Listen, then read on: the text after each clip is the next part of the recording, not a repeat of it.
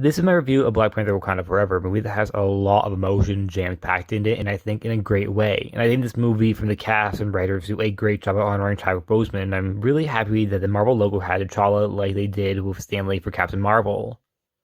And while I want to talk about Shuri in a second, I think first I need to talk about Namor, who was a big surprise to me, by the way.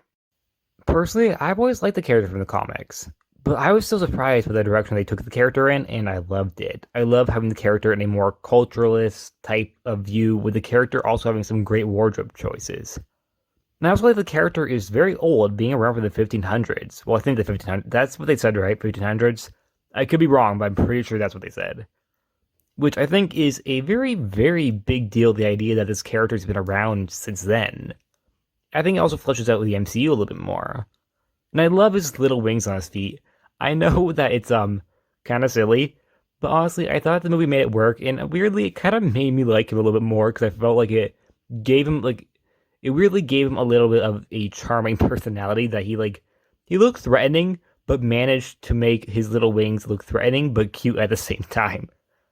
And I thought Namor was as good as a villain as as Kilmonger was in the first film, or even a little bit more, perhaps. As Namor actually did survive, and perhaps he can actually grow outside of the Black Panther part of the MCU, as the character is generally involved with the Fantastic Four, Captain America, and even with the X-Men. However, personally, I think the Fantastic Four idea is my personal favorite, as I really like Namor in Fantastic Four, especially him in Invisible Woman. Now, Shuri, who I don't mean to disrespect by talking about Namor first, but he was just such a big surprise. I thought her suit looked great as Black Panther, along with Letitia Wright's performance of emotions, even though there's a lot of drama behind the scenes with her. But regardless, I think the character of Shuri did a lot growing up in this movie, as I thought she really did earn the title Black Panther. And I did like that she put Wakanda first, but also had her own morals, and was a bit of a different Black Panther than T'Challa and her own father. In a way that I thought was very respectful to both of them, but also as her own, which I was happy to see. Okoye and the Nora Milaje, I thought in this movie they were amazing. Okoye herself is, like always, amazing. I thought when she was fired, it was very gut-wrenching, because Ramonda, I thought, at the moment, had a very good reason, as she believed that Shuri had died. And when Okoye lost her position, you actually understood why Okoye was losing position, yet you still felt bad for her, because Okoye generally didn't mean any harm. She thought she was doing the right thing, and in my opinion, I think she actually was, but it just didn't end out well. Or she thought it didn't, at least. So I think it really also brings you the idea of the different morality of Okoye's even whole, what she honors and who she represents.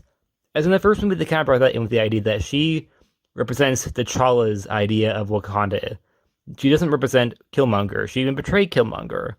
And I think that also really shows that she has loyalty to the people she cares about, even if it means going against Wakanda, or if it means going against people she cares about for Wakanda, like she did with her husband, who had never bought the relationship with, by the way.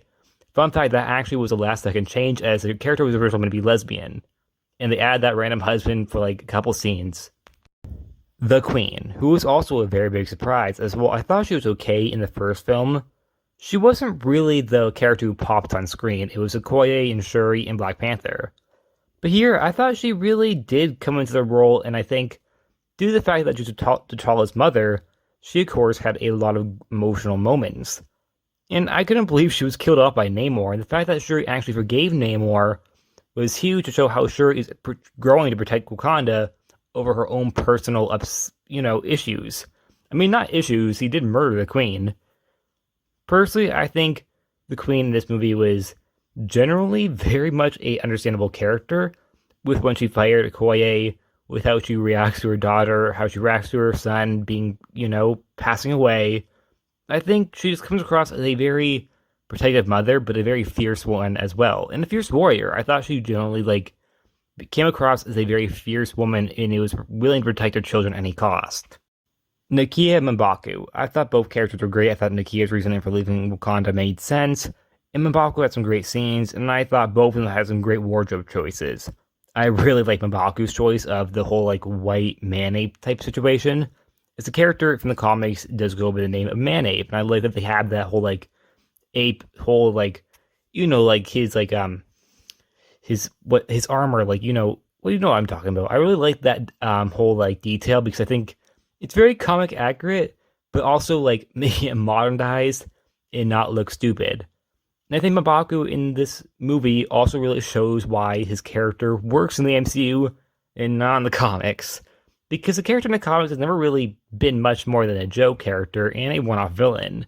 In the MCU, I think M'Baku really is a great character, and so is Nakia, who's also weirdly a villain in the comics as well. Which is actually ironic, because Nakia, M'Baku, and Namor are all villains in the comics, yet here they are either heroes or anti-heroes. And the last character I want to talk about is Riri Williams. Personally, I didn't think she was a bad character. She was pretty harmless, and I understand the story needed her, as it needed Okoye and Shuri to go to the States.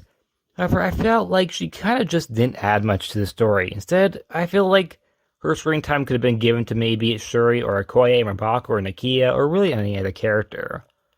Like I said, pretty harmless character, and I don't think she was a bad character.